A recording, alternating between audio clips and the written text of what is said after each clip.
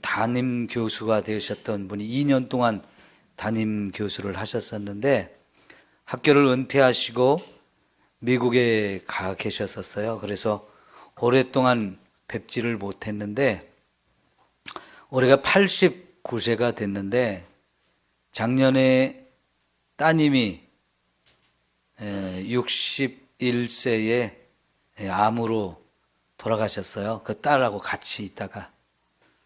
그래서 많이 좀 힘들어 하셨는데 미국에 또 이제 큰아드님이 뉴욕 쪽에서 목회를 하시는데 같이 살던 딸이 돌아가시니까 혼자 있는 게, 부부가 같이 있는 게 너무 이제 힘들어서 아들 집으로 아틀란타에서 뉴욕 쪽으로 이사를 가셨는데 아들도 또 목사님이신데요.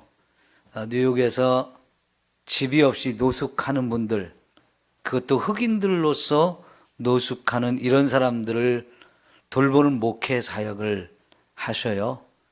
거기를 가서 이제 같이 사는데 그 아들 목사님이 그 노숙인이나 흑인들을 돌보는 사역을 하다 보니까 너무 바빠가지고 연로하신 부모님들 볼 새도 없고 돌봐드릴 여력도 없고 오히려 아버지가 되시는 교수님이 10년 동안 매달 그 아들 부부를 위해서 그 사역을 위해서 100만 원씩 이렇게 헌금을 해줘야 된 그런 형편이었는데 좀 몇 달 계시다가 더 이상 여기 있으면 부담이 많이 되겠다 싶으셔가지고 귀국을 하셨어요. 이제 아예 한국에서 사시려고.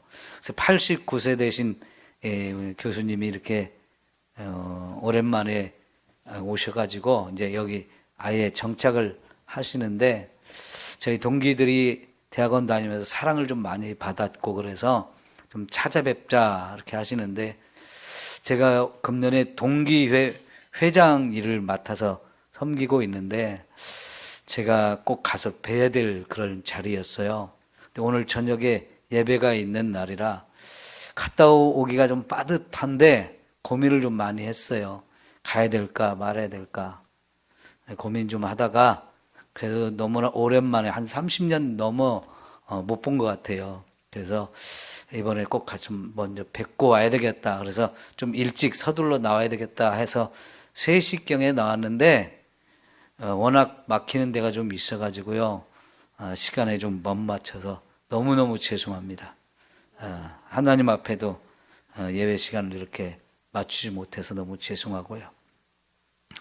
자, 오늘 말씀은 우리 빌립보서 4장 1절에서 8절, 이미 우리가 지난 수요일 날까지 보았던 말씀 중에서 다시 한번 그때 전하지 못한 말씀들을 좀 한두 가지만 간단하게 살펴보려고 합니다.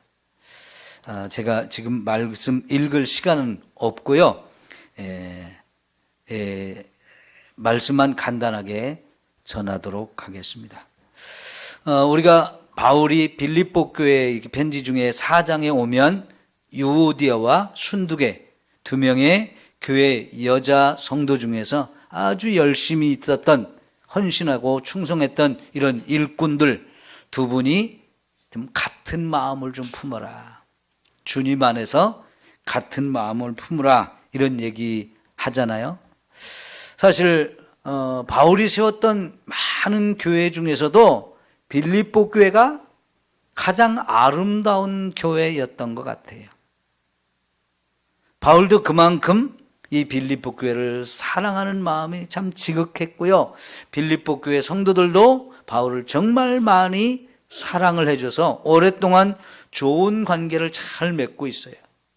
그리고 바울도 옥에서 풀려날지 안 풀려날지는 모르지만 만약 하나님이 나를 여기서 풀어주신다면 제일 먼저 빌립보 교회에 가서 여러분과 함께 또 시간을 보내면서 여러분의 신앙이 더 잘 자랄 수 있도록 내가 최선을 다해서 돕고 싶습니다 할 정도로 정말 좋은 관계를 맺고 있습니다. 그런데 여러분, 이 4장에 와서 이제 끝날 부분이거든요. 끝날 부분에 바울은 이 빌립보 교회에 가지고 있는 문제 하나를 지금 말씀하고 계세요. 굉장히 중요한, 너무나 열심 있고 정말 앞서가면서 헌신하고 충성했던 두 명의 여자 성도들 사이에 마음이 같지 않아서 분열하고 있고 뭔가 갈등과 다툼이 있는 이 부분을 말하고 있거든요. 자, 여기서 우리가 하나 생각해 볼 수 있는 것, 이 땅의 교회는, 완전한 교회는 없습니다. 여기서 우리가 이 부분을 좀 여러분들 잘 이해했으면 좋겠어요. 이왕이면 우리가 다니는 교회가 더 좋은 교회가 되기를 다 바라죠. 이왕이면 다른 사람들한테 자랑하고 싶고 또 다른 교회 성도들이 부러워할 만큼 좋은 교회가 되기를 원해요. 근데 안타깝게도 우리 교회에도 저와 여러분의 마음을 아프게 하거나 때로는 시험에 들게 하거나 나를 힘들게 하는 그런 문제가 얼마든지 우리 교회 안에도 있을 수 있다고 하는 것을 여러분 인정하고 살아야 돼요. 우리 교회는 그런 문제가 없으면 얼마나 좋을까 다 소원하는 거죠. 지난주에 우리 교회에 오셨던 성도님이 제가 좀 대화를 해보니까요, 전에 다른 교회를 다니시던 분인데 좋은 교회, 좋은 목사님 찾아서 여기저기 다니셨는데 오늘 여기 와서 좋은 교회, 좋은 목사님 만난 것 같네요, 이런 말씀을 하셔요. 제가 듣기에는 기분이 좋아요. 그런데 걱정이에요. 그분이 다른 교회에서 또 어떤 아픔과 어떤 어려움이나 상처를 받았기에 이런 말씀을 하실까? 그리고 벌써 여러 교회를 다녀봤다는데 다른 교회에서 이 교회는 아니야, 이 목사님은 아니야, 이런 마음들을 가지면서 여전히 계속해서 떠돌아 다니셨다는 생각을 해보니까 그것도 마음이 아파요. 여러분, 그게 우리의 현실이에요. 이 땅의 교회들의 현실. 어떤 교회는 목사님이 문제가 있고 어떤 교회는 교회가 문제가 있고 잘은 모르지만 처음 갔던 사람이 그런 것을 느낄 수밖에 없는, 마음에 들지 않는 그런 부분들이 그 교회에 분명히 있었기에 이분이 그동안 어느 교회를 정착을 못하고 계속 떠돌이 생활을 했으리라 생각하니까요, 참 그게 우리 마음이 아픈 거예요. 근데 우리 교회를 그럼 다니겠다고 하셨을 때 과연 처음에 이 교회는 괜찮네, 목사님도 괜찮네 했던 그 마음이 계속 갔으면 좋을 텐데 과연 그게 계속 될까? 듣기에는 좋아요. 저를 좀 인정해 주는 것 같고 우리 교회를 인정해 주는 것 같아서 기분은 좋은데 걱정이 또 되지 않을 수가 없어요. 왜요? 저도 완벽한 목사는 아니고 우리 교회도 완벽한 교회는 아니기 때문에 그렇습니다.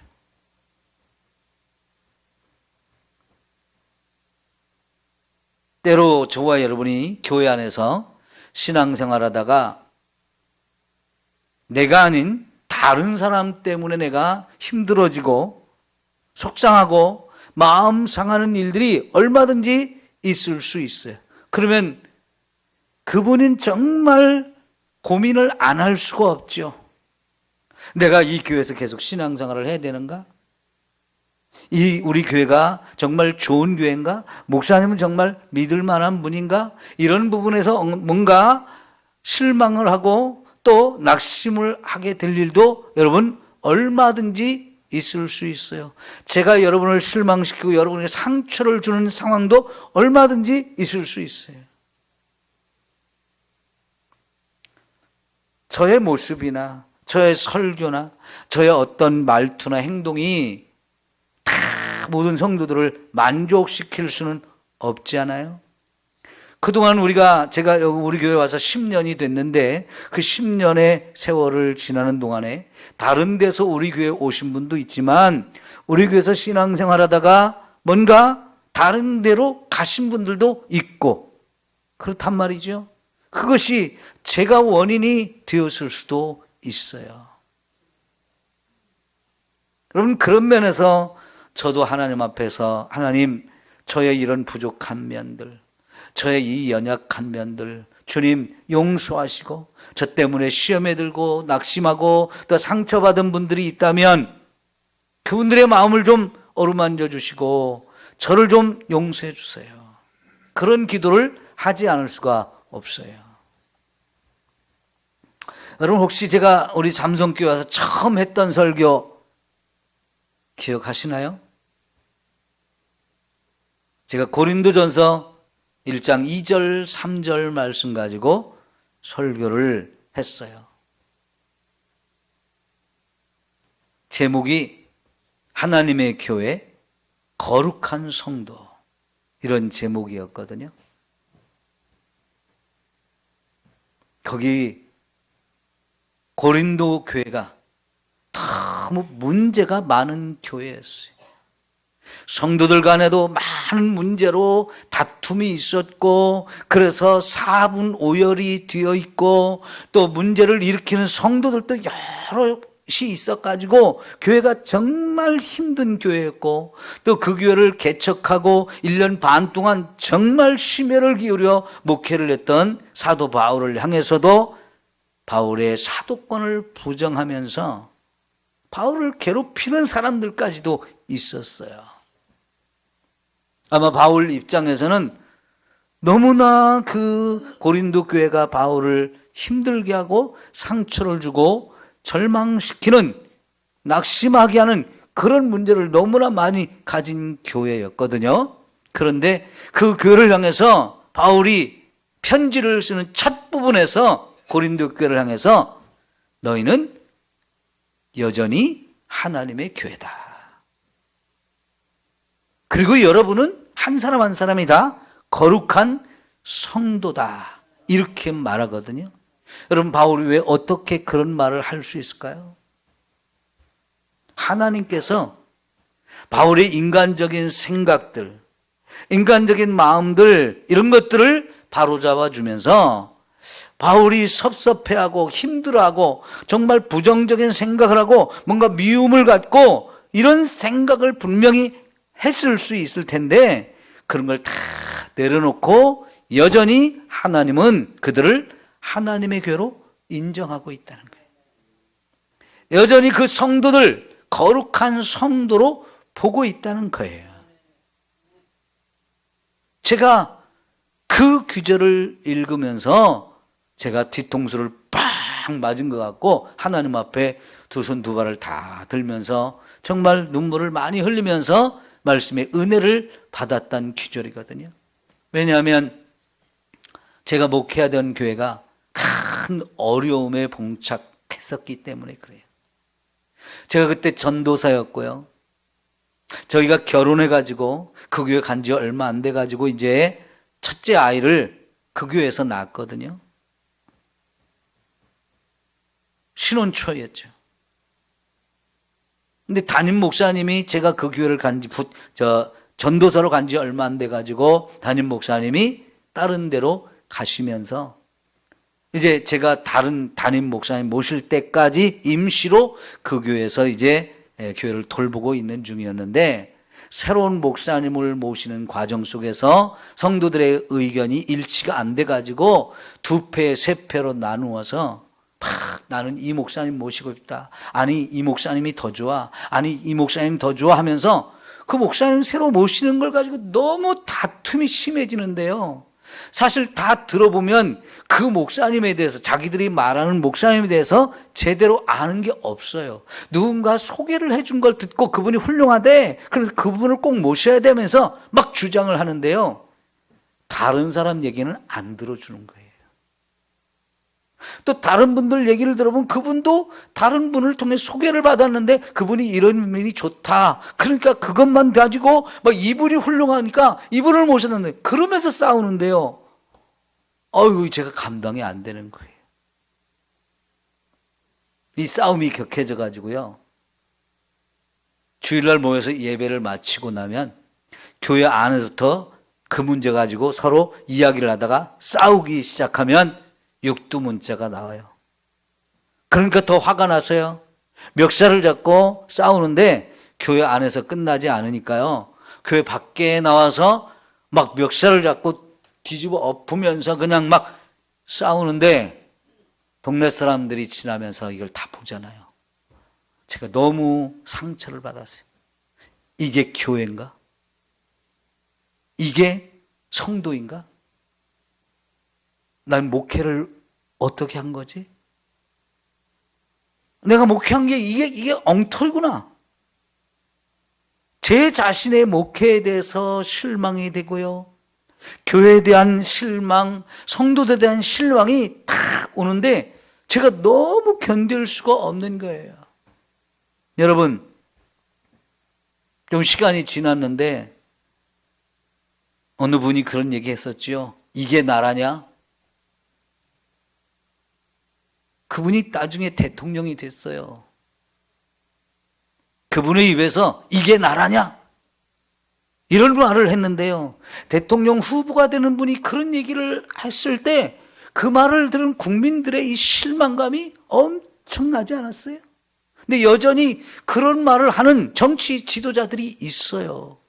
그만큼 우리가 볼 때 우리나라의 형편과 상황들이 정말 저와 여러분을 실망스럽게 하고 낙심을 하게 하고 그래서 나 이 나라 못 살겠어. 나 해외 이민 가서 그런 사람들도 사실은 꽤 있었어요. 여러분 이런 면에서 실망감이 오면 한순간에 우리가 무너져요. 우리가. 저도 그때 너무너무 시험에 들어가지고요. 이걸 어떻게 하나. 그러다가 고린도전서 1장 2절 3절 말씀에서 하나님의 교회 거룩한 성도라는 말씀을 읽으면서 내가 생각하고 있는 것과 하나님이 지금 보는 것이 전혀 다르네. 내가 그렇게 목회하면서 나 힘들게 하는 그 교회보다도 고린도 교회는 더 심각한 문제들이 완전 종합 세트로 있는데 하나님은 그 교회를 보시면서 나보다 더 잘 아실 텐데 여전히 하나님이 하나님의 교회로 보고 하나님의 거룩한 성도라고 말하는데 내 생각이 완전히 틀렸구나 하는 걸 깨달으면서요. 제가 다시 힘을 얻었어요. 그리고는 여러분 다 좋은데 우리 좀 모여서 기도합시다. 성도들한테 말했어요. 당신 말도 맞고 다 맞는데 이런 중요한 문제를 놓고 우리 기도는 안 하고 서로 내 주장만 하니까 이거 안 되겠습니다. 좀 기도 좀 합시다. 그래서 저녁마다 우리 기도회를 하자고 그랬더니 몇몇 성도님들이 참여를 했어요. 그래서 제가 설교를 잘 못하지만 그때 성도들과 더불어서 이제 성경 한 장 한 장을 읽으면서 말씀을 간단하게 전하고 기도하는 시간을 가졌는데요. 성령께서 그 시간에 강력하게 우리에게 은혜를 주시기 시작했어요. 그리고는 한 분 한 분 마음이 달라지기 시작했는데요. 어느 날 계속 예배 우리 저녁 기도에 안 나오던 한 집사님이 오셨는데 정말 믿음은 없는데 처음에 개척했던 목사님의 형인데 그 개척했던 목사님이 몇 년 동안 개척을 하다가 암에 걸려 돌아가셨어요. 그 형이기 때문에 교회에 그냥 계속 남아서 교회 성가대 주의를 하고 이런 분인데요. 믿음은 참 없었어요. 성가대 주의자니까 성도들한테서 영향력은 있으신 분이에요. 근데 그분이 기도에 나올 생각은 전혀 못했는데 어느 날 부부가 왔어요. 그런데 오던 첫날 하나님께서 그분에게 엄청난 은혜를 주셨는데 확 회개 은혜를 주신 거예요. 제가 그분 회개시키려고 그렇게 설교를 열심히 뜨겁게 한 것도 아니거든요. 그냥 평범한 설교였어요. 근데 제 설교와 상관없이 성령의 역사로 그분이 깊은 회개를 체험하시더니 완전히 달라졌거든요. 근데 그분 중심으로 모여 있는 분들이 교회에 제일 힘이 있는 그룹이었는데 그분이 하나가 딱 변하니까요, 교회 분위기가 싹 달라졌어요. 그리고 새로운 목사를 모시는 일을 새롭게 다 내려놓고 새롭게 시작을 하면서 다른 분이 딱 결정이 되어지면서 저는 이제 다른 교회로 갔거든요. 여러분, 참 교회에 문제가 생긴다는 건 우리 모두를 힘들게 하는 거예요. 여러분, 그래도 우리가 우리 마음과 우리 생각으로 교회를 보고 성도를 보면 안 됩니다. 그때 하나님의 마음으로, 하나님의 눈으로 교회를 보고 성도를 보는 이것이 너무너무 중요하다는 거예요. 제가 전에도 말씀드렸죠? 우리는 다 공사 중인 사람들이라고요. 저와 여러분이 다 완벽하지 못한 사람들입니다. 우리 완벽해질 때가 와요. 우리 예수님이 재림하시는 날. 그래서 우리가 하늘로 다 휴거돼 가지고 이제 천국에 들어갈 그때 우리는 완전히 변화돼서 예수님을 닮은 사람, 천국에 들어갈기에 흠이 없는 그런 모습으로 완전히 변화가 될 날이 옵니다마는 그거는 주님이 재림할 때 가능한 거고요. 그때까지 우리가 다 노력을 하지만 여전히 우리는 다 문제를 가지고 있는 불완전한 사람으로 이 땅에 살아갈 수밖에 없어요. 그러니까 저와 여러분이요, 스스로가 생각할 때 나는 여전히 부족합니다. 나는 여전히 문제가 많습니다. 이거를 인정하면서 누가 저한테나 여러분에게 누가 목사님, 장로님, 집사님 뭐 이런 건 좀 문제가 있잖아요 라고 말씀하시면 맞습니다. 제가 그런 문제가 있어요 라고 서로가 인정하게 되면 문제가 더 커질 일이 없어요. 그렇게 말씀하시는 분은 왜 말씀하시겠어요? 목사님 그런 문제 있으니까 그만두시오, 이게 아니잖아요. 그걸 좀 다듬어 주시면 얼마나 좋을까요? 아끼는 마음으로 서로가 하는 얘기죠. 염려가 되는 마음으로 하는 거지요.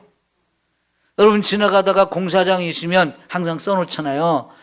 공사 중 통행에 불편을 드려서 죄송합니다. 최대한 빨리 공사를 끝내겠습니다. 뭐 이런 안내문 써놓잖아요. 그럼 여러분 지나가면서 여기는 공사 중이구나, 빨리 끝내겠다고 하니까 좀 불편한 거 내가 참아주자, 그러면서 좀 돌아서 가기도 하고 피해서 가기도 하잖아요.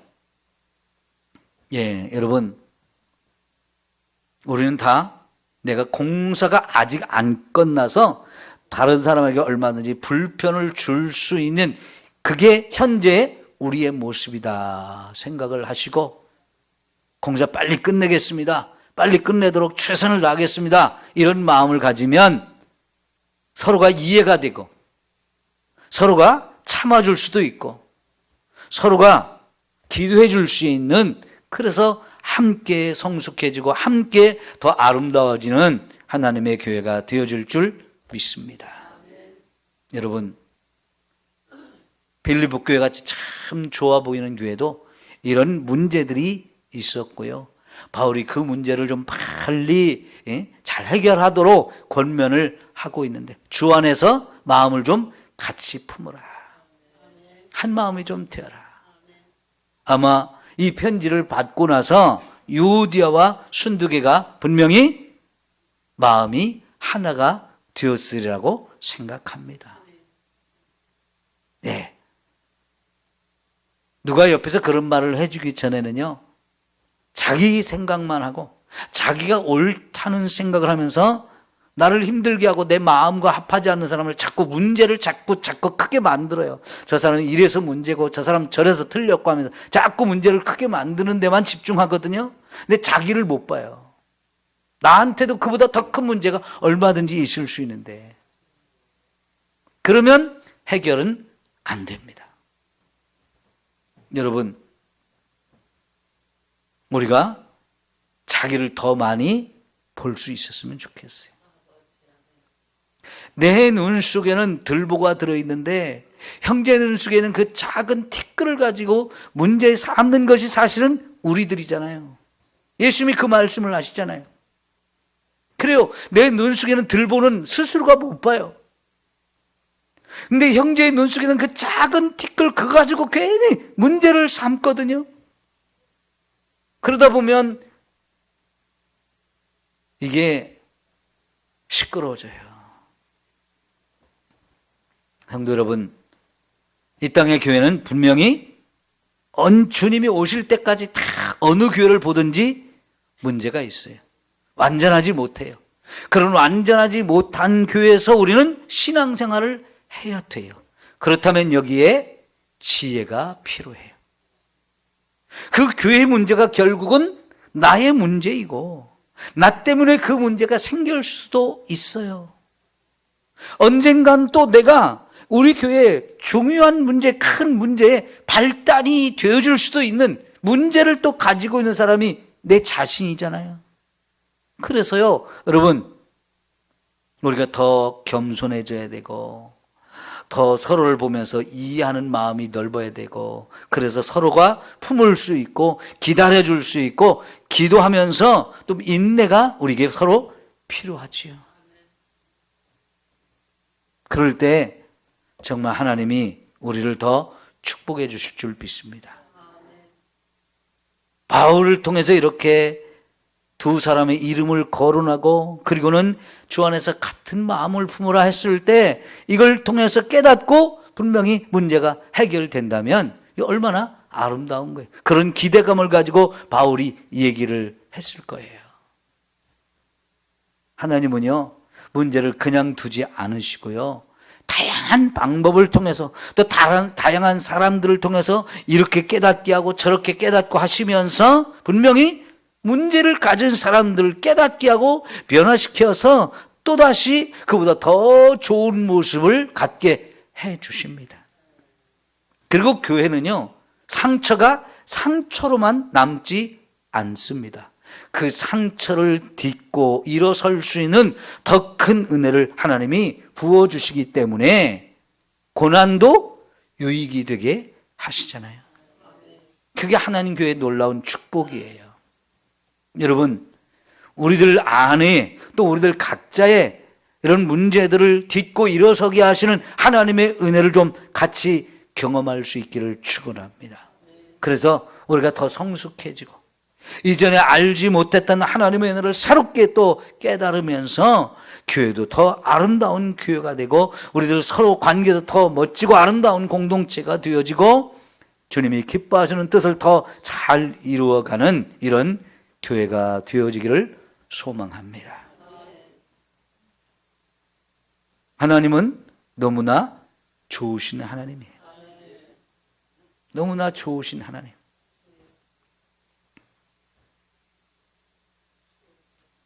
하나님이 우리 교회의 주인이시죠?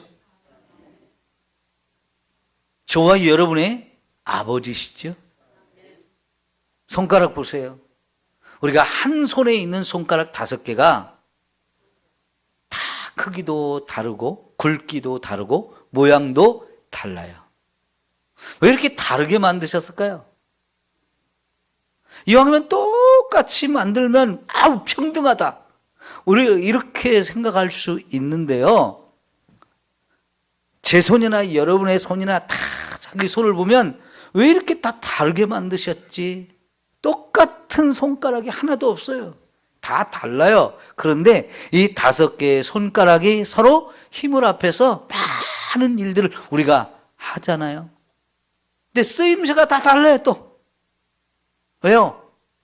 하나님이 이렇게 다양하게 만드셨기 때문에 더 많은 일을 할 수 있고 더 아름다운 일을 할 수 있게 하셨어요. 그냥 똑같이 크기도 똑같고 굵기도 똑같아 그래서 그게 좋은 건 아닐 수 있으니까, 그래서 하나님이 이렇게 다 다르게 만드셔가지고 이 5개의 손가락을 통해서 정말 더 많은 일을 더 아름답게 하게 하시는 거지. 우리를 다 똑같게 만들었으면 어떨까요? 그러면 똑같을까요? 아니요. 하나님이 이 세상에 우리 다 다르게 만드셨어요. 근데 그 다른 사람들을 한 교회에 집어넣어서 키 큰 사람이나 작은 사람이나 뚱뚱이나 홀쭉이나 많이 배운 사람이나 못 배운 사람이나 가진 게 좀 있는 사람이나 가진 게 없는 사람이나 다 섞어놨어요. 왜 그래요? 서로가 서로에게 도움이 되기 때문에 그런 거예요. 서로가 서로를 필요하기 때문에 그렇게 우리를 한 교회에 지금 넣어주셨어요. 이상하게 누구랑 일해보면 왜 이렇게 안 맞아요? 에? 좀 쿵짝이 잘 맞았으면 좋겠는데 아주 삐그덕가지고 너무 같이 일하는 게 힘들 수 있어요. 그러나 여러분, 그 사람을 나한테 붙여주고 그 사람과 함께 일하게 하시는 분명히 하나님의 계획과 뜻이 있을 거예요. 그걸 놓고 기도하셔야 돼요. 왜 하나님 저 사람 나한테 붙여주셨나요? 왜 하나님 저 사람하고 일을 하게 하시나요? 나 참 안 맞는데. 나하고 잘 맞는 사람 좀 붙여주시면 좋겠는데. 목사님 내년에는 구역 좀 바꿔주세요. 이런 생각들을 여러분 얼마든지 할 수 있거든요. 삐그덕 많이 되니까요. 근데 그것이 나를 다듬는 과정이 될 수 있고요. 나를 하나님이 새롭게 만들어가는 과정이 될 수 있는 거예요. 그렇게 해서 서로가 너무나 소중한 존재라는 것을 깨닫게 하시는 거지요. 어떤 사람이 결혼하기 전에 나는 이런 여자 만났으면 좋겠다고 이상형을 다 생각해 놨는데 하나님이 자기 이상형으로 생각했던 사람하고 전혀 다른 사람을 딱 자기한테 아내를 줬대요. 자기는 자기 말에 늘 순종하는 여자, 그런 사람을 원했는데 하나님이요 자기보다 몇 배 강한 여자를 딱 붙여줘가지고 함께 살게 하셨는데 한 2, 3년 매일 싸웠대요. 매일 싸워. 한 3년 싸우고 나니까요 도저히 이 여자는 내가 이길 수 없는 여자구나 해가지고 자기가 딱 항복했대요. 그랬더니 그때부터 자기 마음이 너무 편하더래. 그리고 나서 하나님께서 왜 이 여자를 나한테 아내로 주셨는지를 깨닫게 됐대요. 정말 나에게 철저하게 순종하는 여자를 주었으면 자기가 안 바뀌었을 거라는 거죠. 자기 놀기 좋아하고